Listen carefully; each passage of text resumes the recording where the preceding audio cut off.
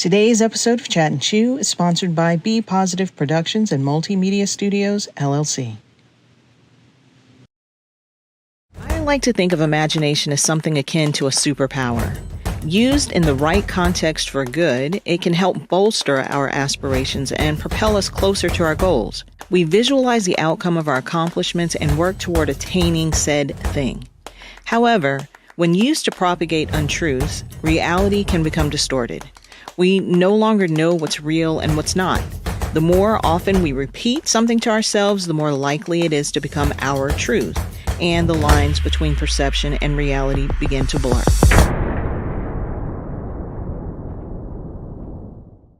And that, ladies and gentlemen, is a wrap.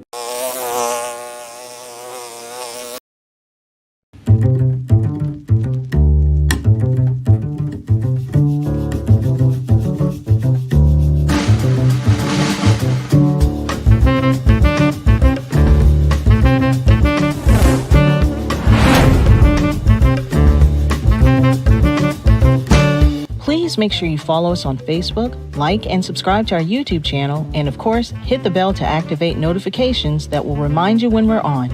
Please be sure to leave us a comment to let us know how we're doing. We'd love to hear from you.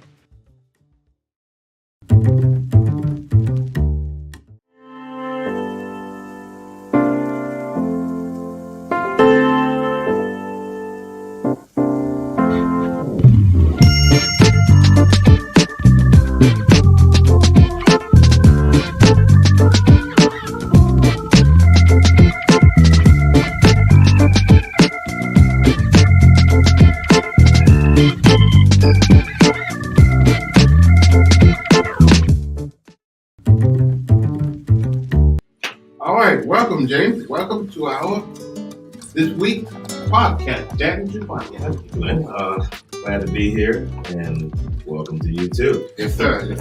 We welcome our viewers. We're glad to see you, or you all see us. We are in the midst of another fourth quarter now. Yes. And with that, we would like to get as many viewers involved in watching our podcast on a weekly basis. And by doing that, you will help us because we need to get some of these messages out. Yes. But if you're on Facebook, we would like for you to like us. Yes. And then hit the follow button so that you can see when and where we're going to be or what time we're going to be on, things like that. Mm-hmm. I know our producers always send out some tidbits throughout the week and to remind individuals that we're going to be on Wednesday nights. But the other one is YouTube. Mm-hmm. So if you are a YouTube user, please subscribe. Hit that little bell. Hit the bell. And there's a thumb up. Oh, okay. Hit that one too. But the last one is going to be Instagram. So if you want to follow us on Instagram, just look for Fathers Forever. You're not going to have to do too much, but you can like us there too. Mm-hmm. And last but not least, we want our viewers to give us some comments, some feedback. We would like to either get those comments or get your name on the so that we can give a shout out. Yeah. Welcome to our guest, Carmen Cauthen. I've known you for several years, and I've always had issues pronouncing your last name. I used to have issues pronouncing my last name. Oh, really? Why do you say that was? Because I used Wimberley for the other half of my life. Oh, that's why you're Carmen Cauthen. Anyway, I am so glad to have you interview us today. You are what people would call a historian. Yes. And I am, I've known you for several years. When I first met you, it was through our good friend, Betty Richardson, who has, when Betty introduced somebody, you got to do what you got to do. Anyway, you actually 2000, what? 2020. You started working with us,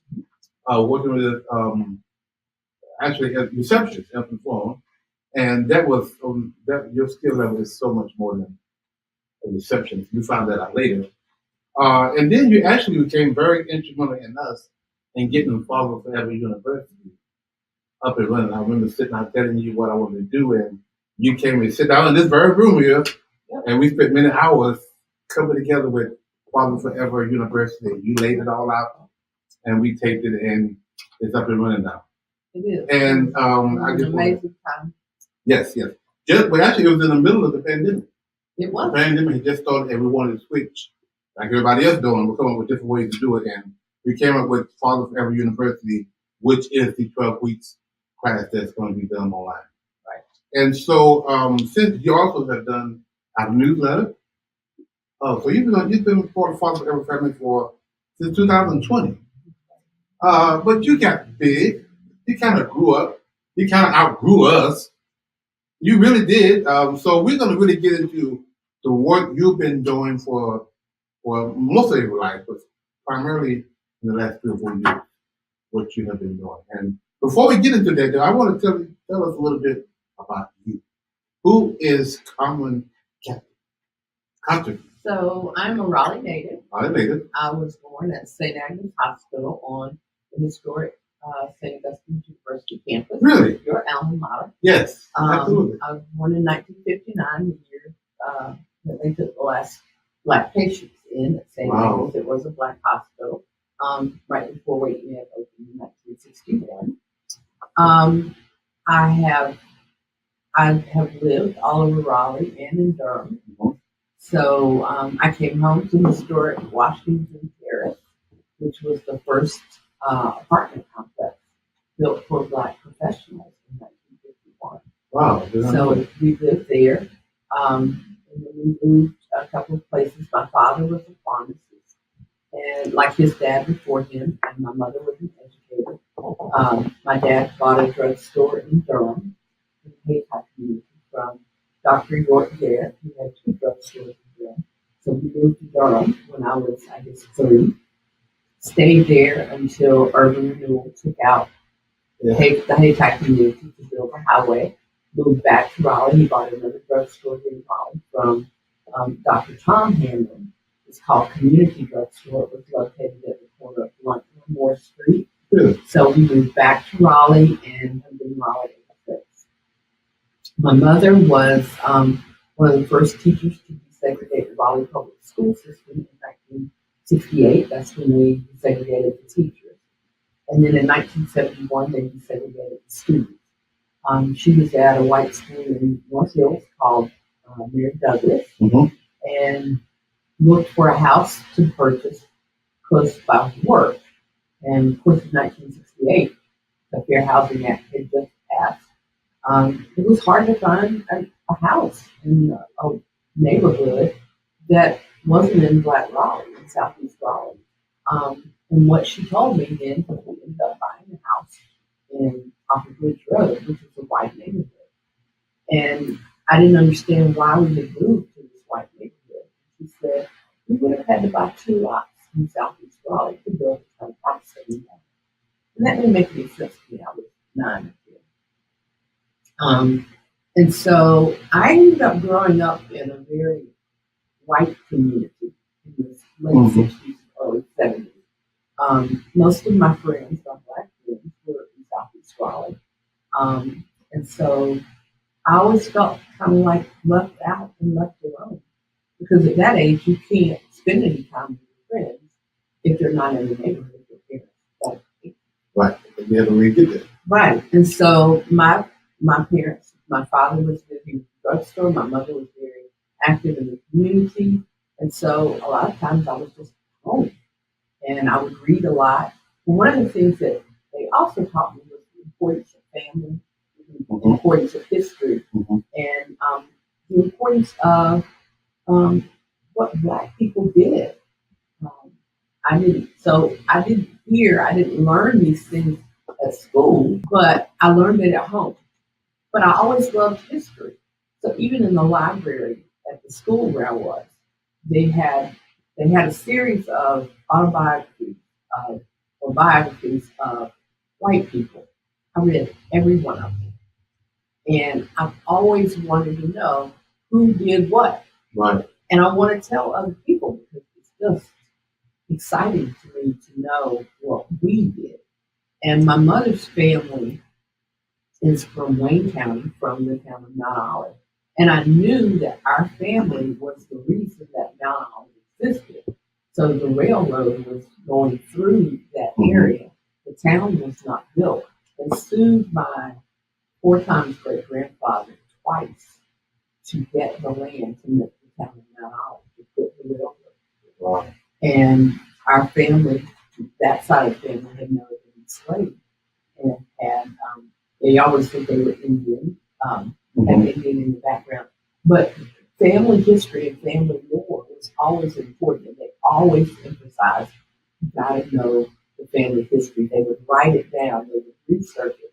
So all of this was in my background, but I never thought about being a historian. So that explains why, ever since I've known you, you've been very, when you take on a project, you're always doing the powerful research. I want to come in, you don't have to do that much research, but you're digging in and making sure, and so that explains, your history, explains it. So if you didn't get paid, what is your why? What makes you get up every morning and do the thing that you do? We're gonna talk about that. But what makes you get up every morning? I don't like to get up at night. Well, I like to stay up at night and work all night long. 4 o'clock, 3 o'clock in the morning, I'm getting a email from Carmen saying, this is the latest newsletter. It's at 3 o'clock. I don't mean slept for 5 hours now. You still working. But I can't get up with you until after 12. So you sleep. So my why is to make sure, number one, that my people know their history and that they understand. My hashtag is my history, our history, because it's important for us to all know that every family in America, it doesn't matter their color, it doesn't matter their status, we all have part of the history of America. And so the truth has to be told. And what has recently really come to me is that the history of America was written by, number one, people who could read and write. Right. They were white. They were people who owned land, which means they were white men. And if they owned land, they had money. They had other people who would work for them, whether it was people who were enslaved or paid. And our history has been written from the point of view of people who owned the land. So they wrote journals about what they did every day, who they sold or what they bought. So our history was written from that point of view. Indians weren't, they were put on the reservations at some point, but they weren't really reading and writing. Black people were an oral storytelling kind of group. And in Africa, that was something that was revered, to carry the story and to train the next generation to know the history of what came before. And we didn't have that. And it's important that we write things down. So when I'm digging into history, I'm hoarding information because I want to make sure that I don't lose it. And I want to make sure that if I need to go back and find it, it's somewhere that I can put my hands on it. And then I want to disseminate it to everybody. And so when I wrote this book, it wasn't what I intended to do. I really wanted to write a book about my mother because women, Black women in particular, they didn't get their due in the 60s and 70s or before that or, since then. And she was such a role model. She was not just an educator, but she was a community activist with the community at heart. And so I even though, how you bump heads with your parents, my mom taught me how to do so many things. And I wanted to honor her with that.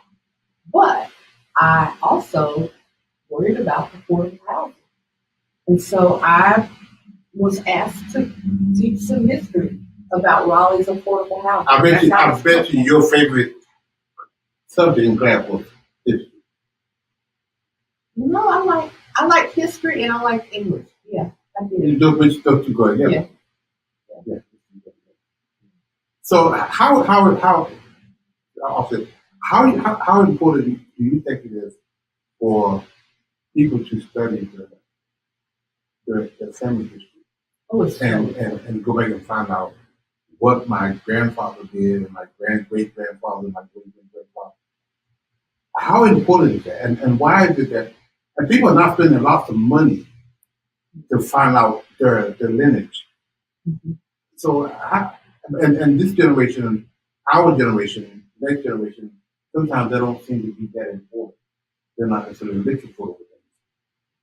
You know, I think the importance is it gives me encouragement to know that somebody behind me or before me did something to make it possible for me to do what I'm doing, even if I don't see the value of it. And I think part of it is I need the encouragement. You know, we hear too many stories of kids who are going to school and they're getting told, you ain't nothing. Right. You ain't gonna never be nothing. Right. Your people weren't. And that's a lie. Yeah. It's not true. And I think when we teach our youth who they came from and what they did, even if your family member, your great grandfather, dug ditches to help put the streets down in the city of Raleigh, that had to be done. Somebody had to do it. Right. And they took pride in what they did. It wasn't, it wasn't, oh, woe is me. I got to do this, so I'm just going to do a sorry job. That's not true. And they were the excellence, the consideration of I'm doing the best I can. I am giving this to God as I do it was oh so important during those times. And today I was at the Olivia Rainey Library doing some research and reading the report of the mayor each year. I guess I was looking from 1892 to 1902. And I was reading this book with this report, and it talked about the excellence, how Raleigh was seen. It was a lot like reading about today, how Raleigh was seen as such an excellent place to be, an excellent place to live. The streets were pretty. How much curbing was built, what kind of pipes were put down, for plumbing. The report of the hospital, of the sanitary board, and the doctors who were over the hospitals, and the report of, this is really neat, was to read a report of who was over the age of 70 during that period. And they would list their names and whether they were white or colored and how old they were, what year they were born in. And I'm thinking, some of these people, their family doesn't know that their name is in this document, or how much it costs to go to the hospital, or the fact that there was a tuberculosis crisis in 1908 and a smallpox crisis in 1899 that predominantly killed people in third and fourth wards, which we know, or I know, and let me share, third and fourth wards were Southeast Raleigh, because that's where Black people had to live. You couldn't live in first or second ward because you weren't allowed to. And so the other piece for me is learning how Southeast Raleigh became all Black. Right. And a lot of times because we don't know that history, I was sitting with a good friend of mine a couple days ago, and he was talking about slavery and all that stuff we went through. And he said one of his nephews said, I wish you could go back to that era. And he's like, boy, don't you ever open your mouth to say anything, because you have no idea what that is about. And because sometimes we don't teach that history. They don't get the impact of how we came, of what we came from. And we're going to get into the book, but this is fascinating to me when you look at family history. And when you find out my daddy was, help, whatever he did, he helped, invent something. He was this great movie star. He was this great athlete, or whatever he was. And we don't see that. in the history book. And it's not told to us unless our grandma, and sometimes our grandma or great grandma who's still living tells those stories, and we haven't written those stories down. So we don't have a clue what about history. Yeah. When my parents and my grandparents would tell those stories, I didn't, when I was a kid, I didn't care. I just wanted to play. Right, exactly. We don't because we don't. And so when we talk about slavery, one of the things that opened my eyes, the WPA Works in Progress Administration during Franklin Delano Roosevelt's tenure as president, that was a way that people were paid. White people got paid to go and interview people who had been slaves all across the country. So there are 2 volumes for North Carolina of the WPA slave narrative. And you can go back and you can read these interviews that formerly enslaved people gave to white people. And some, you might take some of it with a grain of salt because here's somebody white coming in and talking to this person. But the information that they did tell is important. Right. And some people who had been enslaved, it was not, they didn't consider it to be as hard as being on their own. When you consider that when slavery ended, literally, it just ended. So you didn't get any money, you didn't get any new clothes, you didn't get, if you got rations, it was some salted meat and crackers, hardtack crackers is what they call them, from the Freedmen's Bureau. And if you didn't have some way to farm or grow a garden, you didn't have any food. And so one of the gentlemen that I read about, or that I read his interview, came from New Bern with what was on his back, which literally was pants. It took him 4 days to walk to Raleigh. No shoes, no shirt. He slept in barns that he could find or in haystacks to get here. And then once he got here, what did he do? You had the training that you had or the jobs that you knew from the plantation to the Mexico. But if you didn't know how did you know where to go?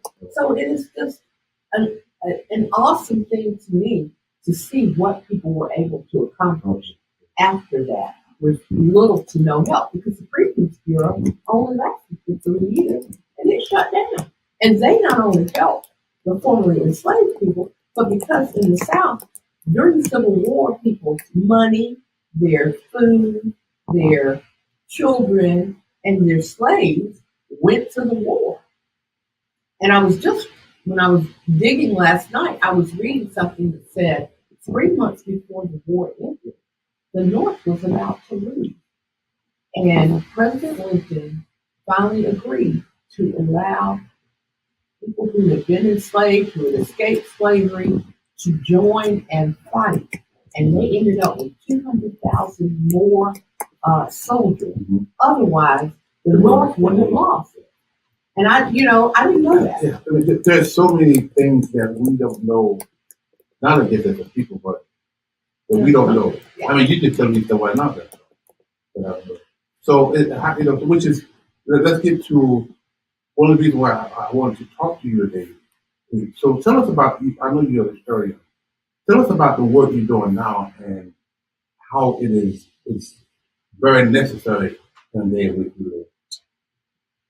So one of the things, this is the book. This is the book that I wrote. And I didn't intend to write this book. Like I said, I've been an affordable housing advocate for years. And I had found 2 white men's master's theses that talked about how politics and segregation occurred in the city of Raleigh. And the book is The Historical Black Neighborhoods of Raleigh. But what I did was to take that information and to go and talk about what affordable housing looked like. how it looked coming out of slavery, how we had at the end of slavery when people flooded the Raleigh, because by the 1890s, Raleigh was half black and half white. But between 1865 and 1899, we had, in fact, between 1865 or 1858, actually, when the Oberlin community started, and I would say 1877, we had 13 freedmen's villages set up around the outskirts of Raleigh.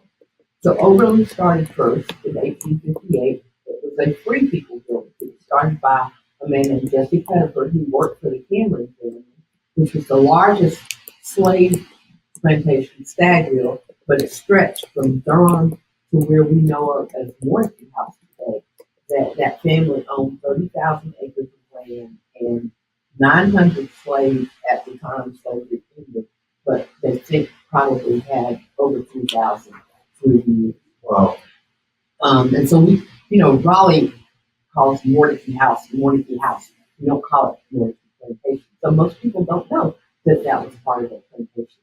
So Oberlin started that way. We had Masonville, which became Nestle. And then we had Lincolnville, which was situated right in between the Carmen Stadium and the PNC Arena. Mm-hmm. Their cemetery, their church cemetery, is still located there. They were forced to sell their land by the state of North Carolina. It was going from a prison. And eventually the land was given to NC State. Lincolnville is now, they moved 2 more times, but now they're located off the Highway 54. And there was also a community called Brooklyn, which is in downtown Raleigh, off of Glenwood Avenue now, and it's a white community. But it was considered kind of close to St. Anne. And so a lot of folks who taught at St. Anne lived in that community. But then we had 9 other communities around the outside of Raleigh. So if you are ever driving in Raleigh on North, South, East, or West Street, those were the original boundaries of the city of Raleigh. And most of us don't know that because that's a tiny little area.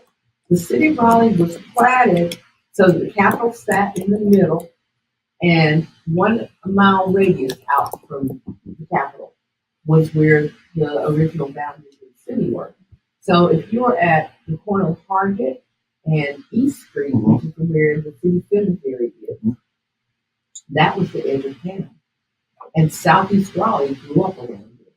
So there is a community called Hungry Neck that comes up Eatonton Street towards East Street. There's actually a house there that a lady who is 91 years old lives in. And her grandfather, I believe, Amos Brooks and his wife bought that house, bought the land and built that house, paid $7 a month for that house. She is still living in that house today. She's 91, and one of the things, he not only willed the house to his family, it willed stuff like the bed, the dining room table that she still sits at each afternoon. That was one community. Idlewild and Cotton Place. Newland Avenue split the Idlewild Plantation in half. Really? And so the Plantation House sat over where people would see Explorer School or the Brown Realty Company. That land right in there was where the Idlewild Plantation House was. And then over going towards Oakwood Avenue, that was the rest of the plantation. That became another black community. Where the old D&D building is, it was Camp Russell on Newbern Avenue. So the corner of Newbern and Tarboro. Yeah. It was originally the Camp Russell. It was the hospital for Confederate soldiers, but it became part of the Freedmen's Bureau. And so that area became part of the Freedmen's Villages. And right behind it, where Martin Street Baptist Church's parking lot is in the back, that was an area called Old Fairgrounds. And that was where the original fairgrounds was. And so the fairgrounds today is in its 3rd iteration because the Rose Garden was where the second fairgrounds was. There's a community called Wilmington Blunt. That was the most prestigious community because that was where all the white folks lived. Memorial Auditorium was actually the original governor's house. And then when the governor moved out of there because of the Civil War, it became Centennial School, which was school for white children. But Dr. Manassas Pope, as we know, his house is in that area. Shaw University was in that area. Shaw University was actually built on a plantation. Henry Martin Tucker bought the Daniel Monroe Barringer plantation from Daniel Monroe Barringer, who was an attorney and a congressman. And that's where Shaw University sits today. St. Augustine's was not a plantation, but it was a summer home of one of the legislators who lived in further east. But this was his summer home, Willie Jones. They bought that land from him. And the other communities there, they were part of the Hayti community. Well, they were part of Fourth Ward, or what was called South Side of New York. So there was Hayti, Manly's Homestead, which was land owned by former Governor Manley, and Cannon land, and all of that surrounded the railroad. And there was a community called Smith Haywood, and St. Petersburg, which just became. So how do you tie all that into? I just talk about the neighborhoods because it's important to know. Yes. It's just important to know that we didn't all end up over there. Yes. But that's where we started, right. And the laws would not allow us to move out. White people could live over there, right. And then when they started to make more money, they could move. Right. And so that's why Southeast Raleigh is predominantly black, or has been. And has been. Right. Yeah. So how is that changing? How is that changing now? It's changing because we're not building any more land. White people are moving here. Well, people are moving to Raleigh in Wake County, like 70,000 people a year. And so this land that nobody wanted to live in, nobody wanted to improve for years, is the only land that's available and, what people consider an affordable cost. And so they're buying land. They're buying that land up. But those are narrow plots of land because that's the way they were created when the white people bought them to stick little houses on the rent to the formerly enslaved people. So when I asked my mama why we moved to the white neighborhood, well, she said we had about 2 lots. That's why. And so when we see houses today going up in Southeast Raleigh, they're going up because you can't spread them out. Remember, some of those houses didn't have a table width of space in between the two houses. Man. So it's just fascinating to know this is where we came from. This is how we grew. This is how we built. We built Raleigh. So what do you see this at in 20 years? In 20 years, there'll be a series of books. I'm working on another book now. No, the books. I'm talking about the neighborhoods. The neighborhoods, I'm really afraid that there'll be white neighborhoods and black people will be obliterated. Because I lived in Oberlin. I sold my house in Oberlin, and I can't afford to buy anything else. And I'm seeing people moving out into neighboring counties because that's where you can afford to buy some land. That's where you can afford to buy a house. I've been looking, last weekend I started looking at houses, just doing the Parade of Homes thing for something fun to do because we've been doing that for 50 years. But houses are selling in Oakland, houses are selling for $500,000 and up. And they're, how many black people live here or are moving here and can afford that? So it's sad because we're being pushed out of the places where we were told we had to be, and now here we go. And it's causing other social issues. For people who are homeless, people who have lost their homes, or for people who you work with who need an affordable place to live. Their rents are $1,500 and up for a studio, and so that's why our newest apartment complexes have literally become the hotels on the edge. People can afford to pay by the day, and they can't afford to put together 3 months' rent, which is almost $5,000, to be able to put one on the apartment. Wow, that is unfortunate. So let's get. This is yeah. So when you look at this book here, and when you talk about the whole history of Raleigh, what is the next step that you do? I noticed you have another book which is like the It's an activity book for I would say 4th grade to adults. So it's got more history. Yeah. It's not in the original book. It's coloring pages. It's word searches. But you're still learning more stuff because there's no way to put all of it in one book that wouldn't be so heavy you wouldn't be able to. Right. It'd be so heavy that people would be intimidated by it and they wouldn't read it because it's so massive. Right. They would just like, oh, I can't read it. Yeah. And so, like, I'll be doing an activity book every 2 months. Okay. And I'm getting ready to start work on the next book. It won't be a sequel. The company that I work with does not do sequels, but we're hoping. Well, I know we're going to do a book on like Voices of Mount Hope Cemetery. Because we want to go back and tell the stories of some of the people who were in the WPA slave narrative. The gentleman that I'm collaborating with has done research taking those WPA slave narratives, going back, finding out where the plantations were, and then bringing the family history as far forward as possible, and then taking it to those. If he can find a family member, he takes it to them and shares it to uplift their family. So I didn't want to just write about important people, we consider this family is important, but every family is important. So I was determined that there would need to be a way for me to tell stories about the regular, everyday people like us, just regular folks. So this, I think, is going to be these workbooks or these handbooks, activity books.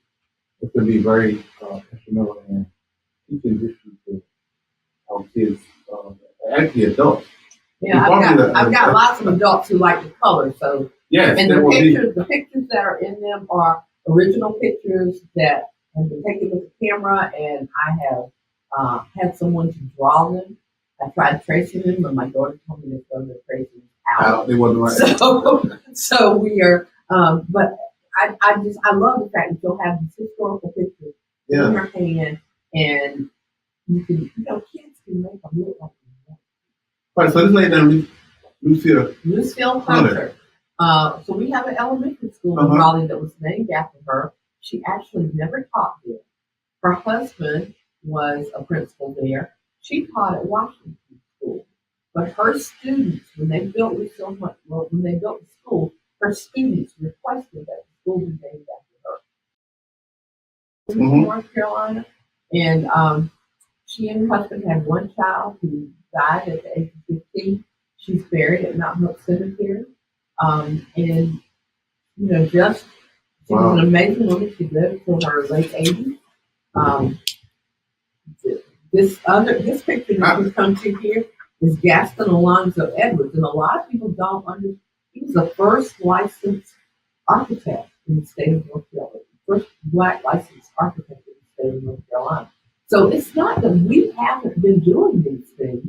People just don't know. We have been doing what everybody else has been doing, and what people just don't know about. So he designed some of the buildings that Shaw University. Wow.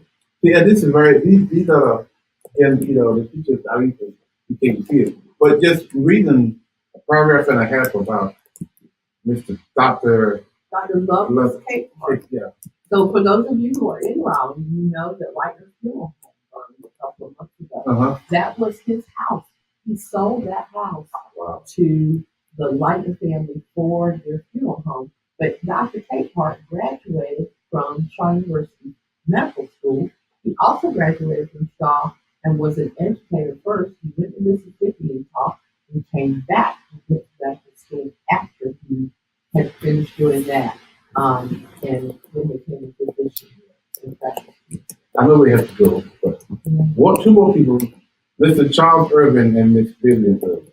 Carlton, Billy, Irving were a father and daughter who started a printing press here in Raleigh. And they actually donated the inside, all of their stuff from the printing press, which ran over 50 years, to UNC. So all of that information has been encapsulated at UNC. You can go to the library and see it. Miss Irving Vivian was a community activist. Her father was. When he moved here, he was a postal. He worked in the postal service. His dream was to own the printing press, but he fought the postal service for because they had segregated lunchrooms and segregated bathrooms. And he said, you know, if we're going to work here, we ought to be able to use the same facilities that everybody else does. And Miss Irving worked in Washington, D.C., and then came back here. She started a club. She loved to travel, and she would take young people to travel around different parts of the country. Well, I said was the last one, Mr. Joseph Winters. Joseph Winters was the first. He's not the John Winters. No, they're related, but they're not the same. Okay. So Joseph Winters was the first black police officer after Reconstruction ended, because we did have folks who were very involved in city commissioners and police officers after slavery ended up until 1900. Jim Crow came back into effect.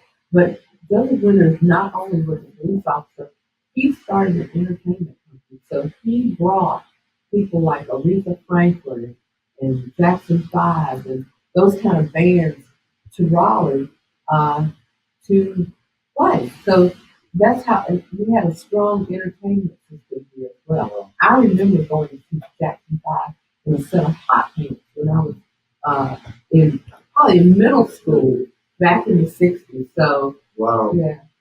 This is amazing. You are certainly a historian. I've learned so much stuff. I'm going to get these books. We live in a day and time where people are trying to take history out and that. Instead of, I'm also glad that you're doing what you're doing. I wish we can have more people do what you're doing. I want to encourage you to continue to write these things monthly if you can. I mean, people can really learn a lot. It's myself. I want to take these things in, because there's a lot of history that we don't know, that we walk around every day educated and helping people out, but we still don't know. It's so important. The history of it makes a difference in how you feel about yourself when you know that people did something, your people did something, and it wasn't just other folks. It's so important. If anybody's interested in the book, you can get Historical Black Neighborhoods of Raleigh if you're in this area, you can get it at Barnes & Noble. The Barnes & Noble stores carry it. It's at Quail Ridge Books. It's online, Amazon, Barnes & Noble, Target, Walmart, all of the online places. Right. The workbook. Activity book. I'm going to give you my email. It's admin, ADMIN, at research, RESEARCHAND, resource, RESOURCE.com. If you email me, I will send you the link to get on my email list and to get that book. Well, Carmen, I am so happy that I got to interview you. I knew back in the day when we were working for us, I said Re-Brew is a much bigger father there. So I'm glad you left us to do this. Okay. I would have been angry if you left any other way. But I'm glad they let you go to do this work, because this is, in my opinion, just as important as any other work in our day and time, to learn the history, not only as Black, but as Black, but as people in general. And for the neighborhoods of Raleigh that we live in. I mean, I'm all over Raleigh. Now I can say, I know where that originated from. I know how that got started. Wow, this is, I used to go down Outwood all the time. I had no idea the significance of what that was. Cameron Village, I heard you talk about Cameron Village. But I never knew how it was placed in the community and what it used to be and what it is now. So these are the things that make home feel more holy. Yes. It makes us feel more connected. Yes. Because we are connected. Thank you so much for being here. Thank you as well. Here's 3 ways you can support our Dads at a Distance initiative. Give a copy to a family member, our friend. Donate monthly, a book monthly, 5 books monthly, how many books you want to do monthly donation. Reverse book signing, your church, your business. You can make a donation go to our website at www.afatherforever.com and go to our PayPal at Fathers Forever. Our Cash App is $Fathers Forever. Make your donation today. Please include in the note section, include DAAD. Again, include in the note section DAAD.